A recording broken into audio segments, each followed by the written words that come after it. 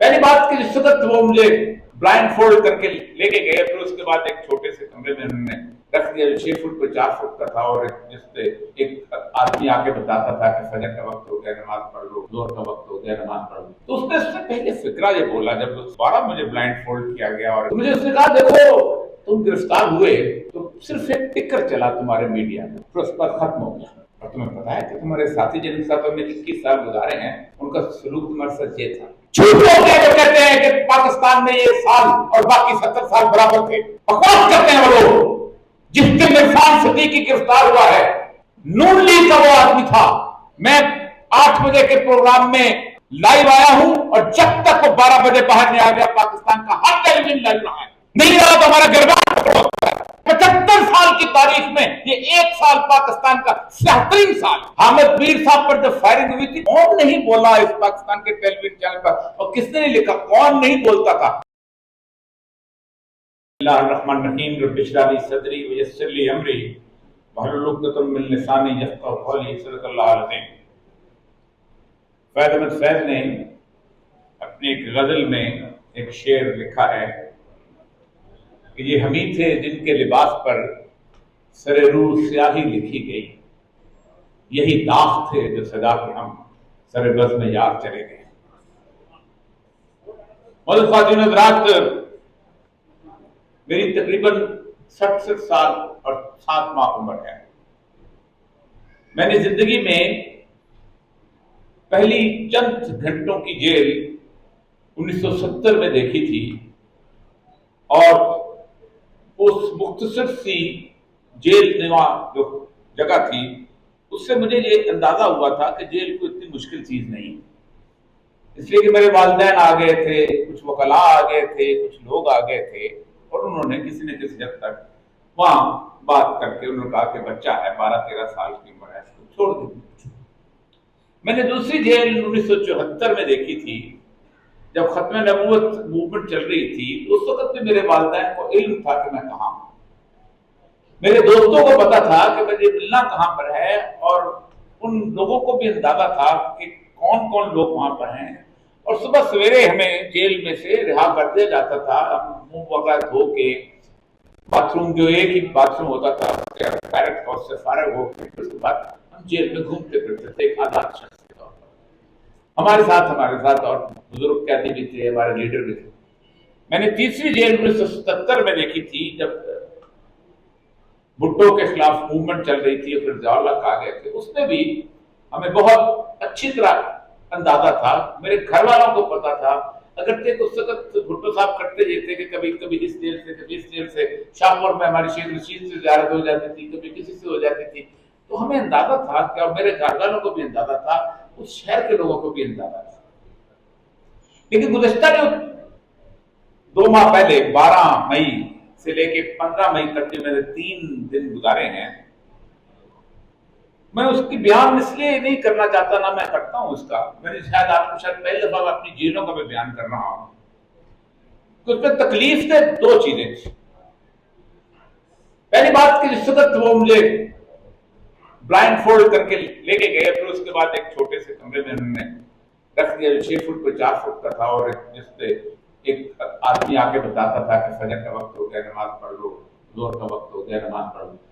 تو اس نے اس سے پہلے فکرہ یہ بولا جب دوبارہ مجھے بلائنڈ فولڈ کیا گیا، اور کیونکہ خوف بہت ہوتا ہے، جو آدمی ظلم کرتا ہے اس کو خوف ہوتا ہے، اپنا چہرہ نہیں دکھانا چاہتا، تو مجھے اس نے کہا دیکھو تم گرفتار ہوئے تو صرف ایک ٹکر چلا تمہارے میڈیا میں، پھر اس پر ختم ہو گیا، اور تمہیں پتا ہے کہ تمہارے ساتھی جن کے ساتھ ہم نے 21 سال گزارے ہیں ان کا سلوک تمہارے ساتھ یہ تھا۔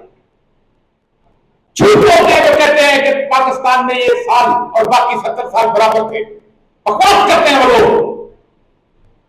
جس دن عرفان صدیقی گرفتار ہوا ہے، نون لیگ کا وہ آدمی تھا، میں 8 بجے کے پروگرام میں لائیو آیا ہوں، اور جب تک وہ 12 بجے باہر نہیں آ گیا پاکستان کا ہر ٹیلی ویژن لائیو رہا ہے، نہیں رہا تو ہمارا گربان ہوتا ہے۔ جس وقت مطیع اللہ جان کے اوپر مسنگ پرسن ہوا ہے، جب تک وہ واپس نہیں آیا، کون سا ٹیلی ویژن چینل ہے جس کو اس کی خبر نشر نہیں ہوتی تھی؟ जिस वक्त असदूर को उठाया गया है, कौन सा टेलीविजन चैनल है जो गुफ्तगू आज में गुफ्तगू करके दिखाए? कोई गलत बोलते हैं। 75 साल की तारीख में ये एक साल पाकिस्तान का 77 साल, मैंने नहीं देखा कभी आज तक इस तरह की सूरत हाल। हम खड़े हुए थे, आप मुझे बताइए कौन सा शख्स इसने उस पर कॉलम नहीं लिखे? इरफान सिद्दीकी साहब के साथ हारून रशीद साहब बैठे हैं। इरफान सिद्दीकी साहब का कोई सहाफत से तो कोई ताल्लुक नहीं। इरफान सिद्दीकी साहब एक लेक्चरर थे और उसके बाद एक साहब के उस्ताद थे, फिर उस पर इरफान सिद्दीकी साहब जो थे वो प्रेसिडेंट के प्रिंसिपल सेक्रेटरी तक लग गए। हमने कहा नहीं, अदीब है। हामिद मीर साहब पर जब फायरिंग हुई थी, कौन नहीं बोला इस पाकिस्तान के टेलीविजन चैनल पर, और किसने नहीं लिखा? कौन नहीं बोलता था? हम बात बोल के दिखाएंगे। मुझे जब उन्होंने कहा तो मैंने गालिब का शेर पढ़ा था।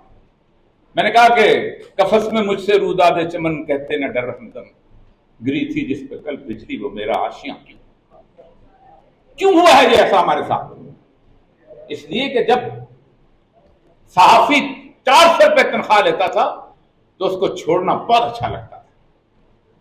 जब वो सहाफी 300 रुपए, मैं जब 100 रुपए पे कॉलम लिखता था, जब 1000 रुपए पे कॉलम लिखता था, तो शकील उर रहमान हैरान थे कि तुम सिविल सर्विस की डीएमजी की नौकरी दाव पे लगा के 1000 रुपए कॉलम। तो मुझे पता था कि मेरी कॉस्ट ऑफ डिफेक्शन क्या है, मैं क्या गवा दूंगा। कॉर्पोरेट कल्चर करता क्या है सहाफत के साथ? तुम्हें 25 लाख रुपए तनख्वाह देते हैं, तुम्हें 20 लाख रुपए तनख्वाह देते हैं, तुम्हें 60 लाख रुपए तनख्वाह देते हैं, और जिस वक्त सच बोलने का वक्त आता है तो दिल यूं बैठ जाता है। कौन छोड़ेगा? कौन छोड़ेगा ये एम्पायर? मैं जब बाहर आया हूं, मैं वाहिद बंदा हूं कि जिसको कोई टीवी चैनल का एंकर पर्सन नहीं बुला सकता और ना उसका कॉलम अखबार छाप सकता है। अली मुमताज ने मुझे ईद के शो पे बुलाया, ईद के शो ऑन एयर था, रोक दिया गया, बंद करो इसको। ऐसा मुशर्रफ के दौर में हुआ था मेरे शो के ऊपर कि जब मैंने इत्तेजाज आसिम साहब और जनरल नसीर को बुलाया था, और मुशर्रफ साहब को बड़ा मजेदार वाक़या है। मुशर्रफ साहब की किताब आई तो मुशर्रफ साहब ने एक फिक्रा लिखा हुआ उसके अंदर कि मेरे बाप ने कहा कि तुम्हारा भाई जो जावेद मुशर्रफ है, ये पढ़ता लिखता है, तुम जरा जाहिल किस्म के आवारागर्द आदमी हो, तुम्हारे भाई को मैं सिविल सर्विस में भेजूंगा और तुम्हें फौज में भर्ती करा दूंगा।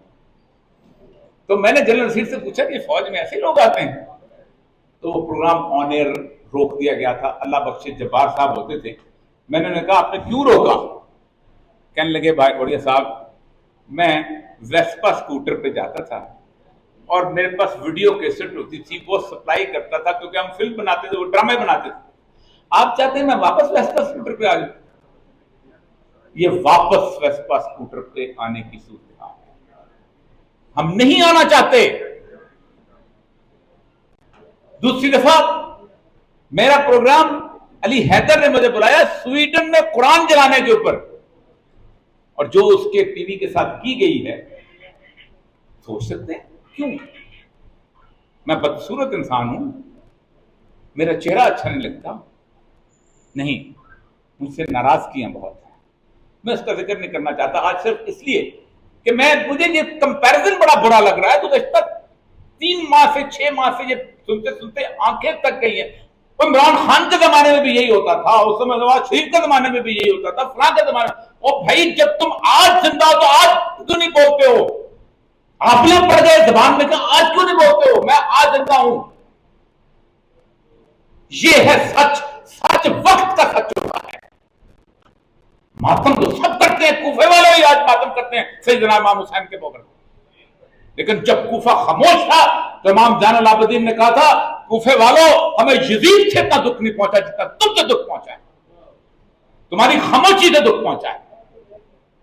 एक हदीस जो हमारे उलमा इकराम नहीं सुनाते, कांप जाता हूं मैं उस हदीस के बारे में। अल्लाह कहते हैं कि मैंने जिब्रील अलैहिस्सलाम को भेजा कि जाओ फला फला बस्तियों पर अज़ाब नाज़िल कर दो। जिब्रील वापस चले गए, कहा अल्लाह मैंने एक आदमी को देखा है, लम यासक तुरफत आइन, जिसने आंख झपकने जितना गुनाह नहीं किया। इससे ज्यादा चिल्ले हो सकते हैं?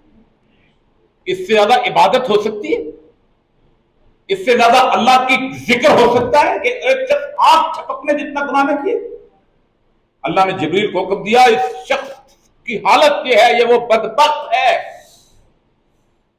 کہ جو میرا ذکر کرتا تھا لیکن میرے نام کی غیرت پر اس کے چہرے کا رنگ نہیں بدلتا تھا، اس کو پھینکو زمین کے نیچے اور پوری بستی اس کے اوپر لڑ۔